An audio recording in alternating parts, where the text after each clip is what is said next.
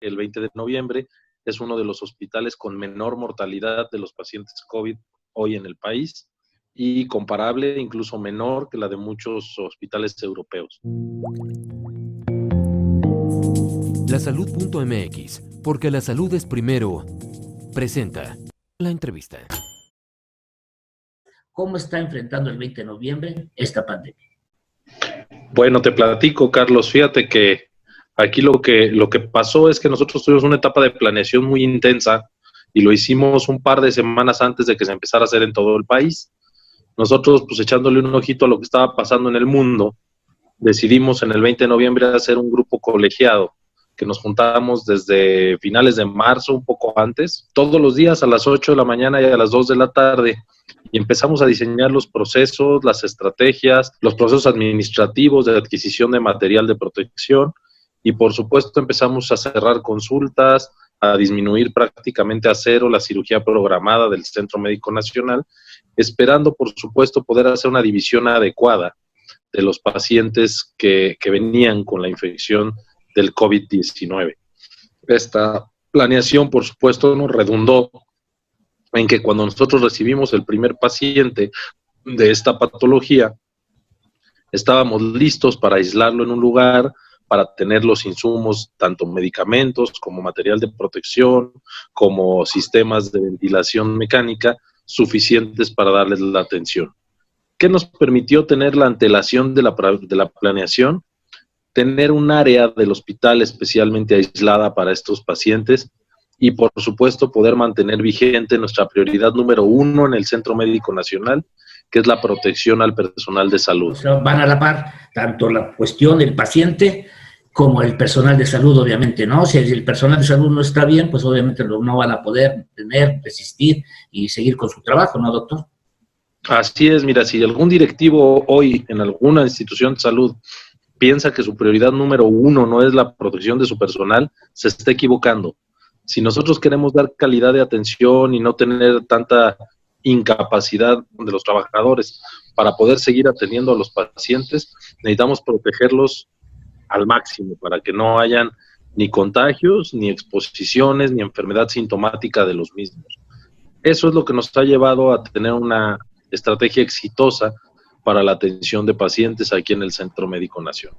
Estas reuniones, me imagino que eran unas reuniones colegiadas, tú reunías a todas tus áreas de tu personal, rebotaban ideas, tenían un protocolo, ¿cómo era esto? Todavía tenemos reunión a las 8 de la mañana y a las 2 de la tarde, y lo que hacemos es evaluar el estado clínico de los pacientes en la de temprano, por supuesto hablar de los que están en terapia intensiva, de los que están en piso, de los intubados, de las estrategias farmacológicas y de cómo va la mortalidad en los mismos.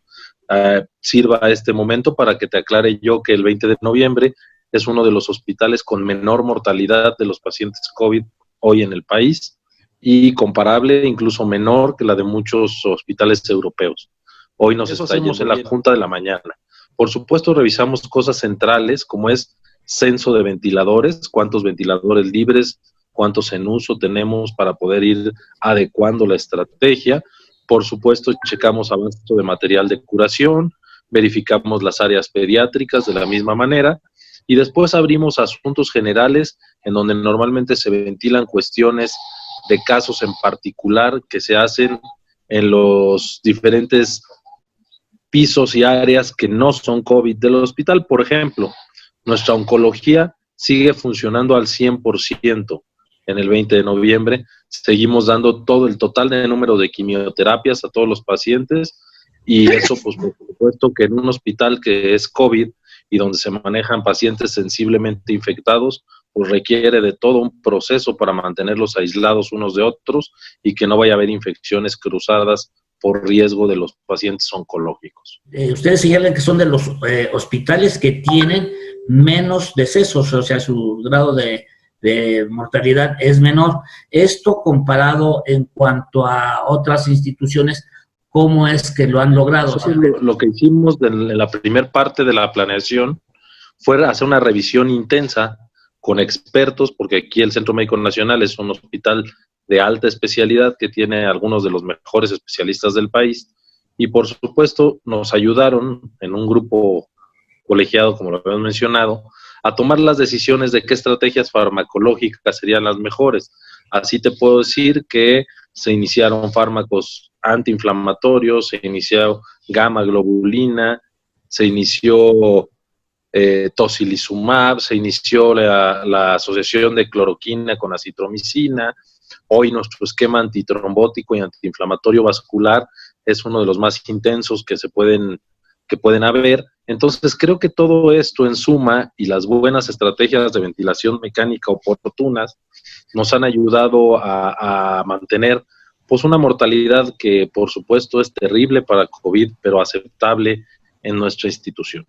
En nuestras áreas críticas, en las terapias intensivas, hoy la mortalidad en el 20 de noviembre ronda el 47%, cuando en el mundo la mortalidad en terapias intensivas está por arriba del 80%. Acá también en el piso general del hospital, en donde además tenemos pacientes intubados porque no hay capacidad en las terapias de más, tenemos 26% de mortalidad. Cuando lo observan en el mundo, ronda el 35%. Entonces, algo está pasando correctamente en el 20 de noviembre, que además de ser el hospital con menos mortalidad, somos el hospital con menos infecciones entre el personal de salud que hay hoy en México, comparables con nutrición y el INER. La verdad es que lo hacen muy bien también. También, dentro de todo esto que llevan a cabo ustedes, también están presentando innovaciones en el tratamiento, ¿no? Eso ha sido... Creo que algo de lo que empezamos a hacer nosotros de manera peculiar fue empezar a dar mayor acceso a fármacos como el tocilizumab, obviamente según criterios claros de administración. Y también, por ejemplo, te podría decir que algo que incorporamos como hospital fue dosis altas de un fármaco que se llama genéricamente estatinas, que lo que hacen es tener un efecto antiinflamatorio vascular importante. Entonces creo que esas combinaciones que hicimos y la oportuna terapia antitrombótica de los pacientes, creo que nos ha llevado a buen puerto. También en cuanto a la ventilación mecánica, pues estar haciendo estrategias de pronado de pacientes, que quiere decir ventilarlos boca abajo, por llamarlo de manera coloquial, que eso logra reclutamiento de los alvéolos, que son las bolsitas de respiración útil que tienen los pulmones, que eso no es peculiar del 20 de noviembre, se hacen en todas las instituciones que tienen intensivistas capacitados para ello, y creo que toda esta combinación de estrategias que te platico han sido muy útiles para el manejo de los pacientes. Respectivamente del tratamiento, de qué les des, tiene mucho que ver con el momento en el que lo das, con los criterios de intubación temprana en pacientes que ya los ves que van a ir para allá, con el momento de ingresarlos rápidamente. Hay muchos fenómenos. Por ejemplo, yo te podría decir que nosotros somos un hospital que prácticamente todo el diagnóstico de los pacientes lo hemos hecho con base en la clínica y la tomografía. Y ya luego tomamos las pruebas o lo que haya que hacer y nos da un poco lo mismo si salen positivas o negativas. Nosotros estamos basando el diagnóstico en los criterios tomográficos, que hay muchos papers mundiales que dicen que son mejores hoy que las pruebas por sensibilidad. Y entonces creo que eso nos ha llevado al éxito, ingresar a los pacientes de manera oportuna. Hay que hacer hincapié también en que están haciendo ustedes la atención en cuanto a psicológica, psiquiátrica. Y también desde el minuto uno casi, porque esto por supuesto generó pánico, generó mucha ansiedad en el personal de salud, en todos nosotros, te lo puedo decir sin temor a equivocarme. Pues inmediatamente una de las primeras estrategias que hicimos en estas juntas fue establecer la línea de contacto psiquiátrico y psicológico para todo el personal de salud. Asimismo, después cuando empezamos a ver los aislamientos de corte que había que hacer para los pacientes con COVID y viendo pues, la evolución y el desgaste, el burnout que hay en el personal del hospital, pues empezaron a salir como unas excelentes iniciativas del grupo de psiquiatría y psicología del hospital, pues los 2 robots que hoy dan una consulta a distancia psiquiátrica adentro de las áreas COVID para los pacientes y por supuesto el famosísimo apoyo de nuestro pasajero del 20 de Harley el Tuerto, que nos ayuda mucho en el manejo de la ansiedad y de los momentos de shock en el personal de salud que está entrando a las áreas COVID. Dentro de toda esta estrategia hospitalaria, doctor, ¿hay algún área que consideran ustedes que se debe reforzar más de acuerdo a tu experiencia? Yo creo que nunca será suficiente el capacitar al personal en el buen uso, buena colocación y buen retiro del material de protección. Hoy creo que ese es el centro de cualquier estrategia, de cualquier hospital en el mundo, porque cualquier contaminación del personal de salud nos cuesta mucho en atención al paciente. Sacrificamos demasiado con un personal infectado a la hora de querer atender a los pacientes. Me imagino que esto va a dejar, entre otras experiencias, cómo manejar material pues de riesgo. Para que tengas un dato que a lo mejor te puede hablar de la magnitud del tema, nosotros usamos al día aproximadamente 1,000 kits de protección personal de grado alto, de grado N95, de grado médico importante. Y todo esto es porque todas las áreas están cubiertas, porque no estamos dejando ningún espacio para el error con nuestro personal. ¿Qué es lo que también hay que enseñarnos? Hay que enseñarnos que el trabajo en equipo, las áreas de circulación de un piso, el cómo entrar a ver a un paciente, lo que es una exposición a aerosoles o no. Y claro que te puedo poner el ejemplo de la atención de los infartos al miocardio, que pareciera no tener relación con COVID, pero viniendo de la calle un paciente en estas épocas de la vida y como estamos caminando por esta pandemia, pues tú tienes que tener en un cateterismo cardíaco de urgencia toda la protección necesaria porque no tienes la certeza de que el paciente pueda ser posible infectante o no. Así para las cirugías, así para cualquier actividad médica que te imagines, las visitas de los familiares a áreas no COVID del hospital, pues tienen que controlarse de otra manera hoy. Hoy las cosas son diferentes y estoy seguro, Carlos, que el mundo será uno antes y uno después del COVID. En la cuestión hospitalaria, me imagino que hay algunas áreas que, como tú bien comentas, que puede haber una infección cruzada. Prácticamente te podría decir que no puedes descuidar ningún frente. Hoy tenemos que pensar que un paciente COVID le puede dar apendicitis, pero de la misma manera un paciente oncológico que ya conozcamos puede tener exposición o positividad a coronavirus. Tenemos que estar atentos y ese es el gran problema. Eso es lo que creo que nos está desgastando a todo el personal de salud, es que tenemos que estar con las antenas puestas hacia cualquiera de las situaciones que diario manejamos en un hospital. Un simple paciente que viene a una sesión de radioterapia o que viene a tomarse una radiografía de tórax es un posible contacto de riesgo para todo un grupo de personas que se dedican a la salud y eso sería desastroso para cualquier hospital. Ese es el problema, Carlos, que nos está desgastando el tener que cuidar tantos frentes de manera simultánea. Claro. ¿Qué experiencia de a ustedes, a todos ustedes, esta pandemia? Aunque sé que obviamente que es muy pronto para sacar conclusiones, pero ya podrías adelantarnos algo. ¿Qué experiencia les deja a ustedes? Pues muchas experiencias. La primera es que no podemos olvidarnos nunca, todos, de ser médicos generales.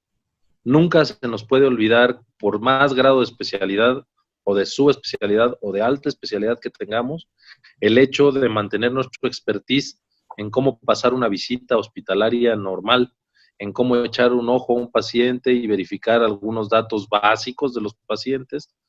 Otra experiencia grande y grata que me deja es revalorar demasiado las especialidades troncales como la medicina interna, la cirugía general, que son las que están sacando la cabeza hoy por los hospitales de alta especialidad como el nuestro. Otra grata experiencia es que tenemos tantos grupos con tal grado de expertise en su área que los hemos aprovechado y te puedo platicar que aquí en el 20 de noviembre todos los accesos vasculares los está haciendo angiología y cirugía vascular, lo que disminuye el riesgo de exposición de la gente que no es tan experta en ello. Todas las intubaciones las está haciendo prioritariamente anestesia, que son los expertos en intubar pacientes. Entonces, si ves, estamos tratando de explotar el ser un hospital de súper alta especialidad para disminuir la posible exposición a los que no tienen tanto grado de expertise en esas áreas. Otra cosa muy grata, Carlos, es que podemos trabajar juntos. Eso es algo importantísimo. Claro, Los grupos que no trabajaban juntos, Los médicos que parecía que no tenían competencias clínicas, hoy nos están dando una clase de lo que es empatía y compañerismo. Y eso verdaderamente es encomiable y ya estás en este puesto directivo. Y la que es negativa es saber que aunque seas director, nunca estás lo suficientemente preparado para una experiencia de este tipo. Y lo único que tienes que hacer es nunca soltar el amor a lo que haces y el sentido común, que es muy importante a la hora de tomar decisiones. Saber que somos un equipo, saber que mi personal del 20 de noviembre es lo más importante, es el activo más importante de mi hospital, sin temor a equivocarme, a pesar de los aparatos sofisticados que podemos tener, y que hoy todos esos aparatos sofisticados están en la banca.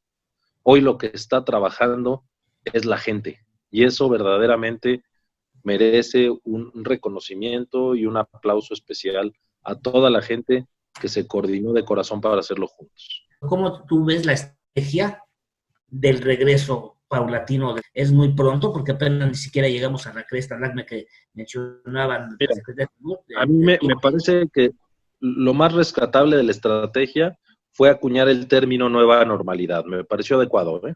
Me parece que eso es lo único que nos va a salvar de colocar la cabeza en la situación que vamos a enfrentar. ¿Qué es lo que yo no soltaría?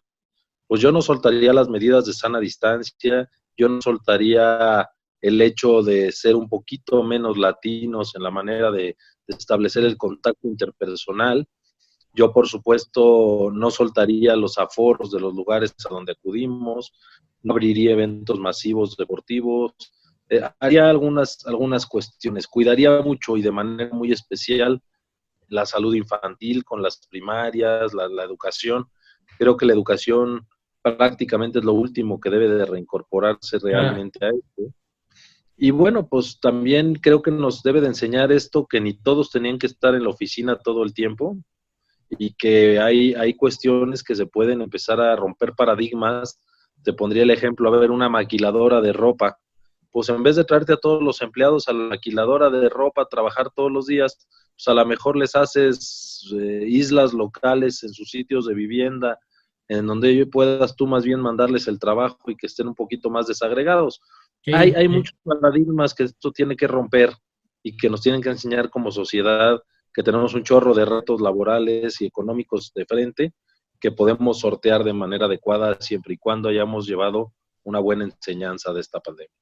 Por cualquier razón o cualquier filia o fobia que tengamos hoy de lados o colores debe de estar aparte. Hoy es momento de buscar zonas de confluencia y sumarnos a salir adelante y ya luego nos hacemos bolas con lo demás. Ahorita lo más importante es que el gremio médico se mantenga junto y que al final de estas vueltas entendamos que a lo mejor un personal de salud, un camillero, una enfermera, un profesional de laboratorio o un médico, pues tienen un lugar impostado en la sociedad que vale la pena reconocer y empezar a cambiar de héroes. No es posible que los héroes de los niños hoy no tengan nada que ver con esto que representa hoy el personal de salud, ¿me entiendes?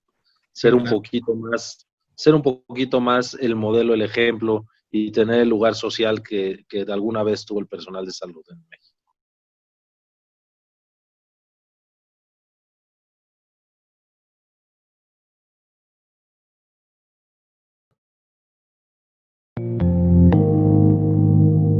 Lasalud.mx